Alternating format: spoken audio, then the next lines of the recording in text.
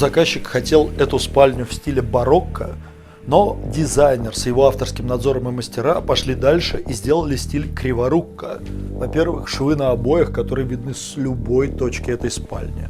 Во-вторых, вот здесь вот над плинтусом специальный переход в виде краски, намазюканный прямо на верхнюю часть плинтуса, чтобы сгладить переход между этими двумя поверхностями. Но главная криворукко находится под подоконником. Здесь вот такая вот монтажная пена, зазор сантиметра 4 и дырки, через которые такой дув, что задувает даже зажигалку. Мы в Земспро, конечно же, так не делаем и вам не советуем, потому что мы не настолько современные, и вы такими современными не будьте. Стиль криворукко хорош, но лучше что-то более классическое. До свидания.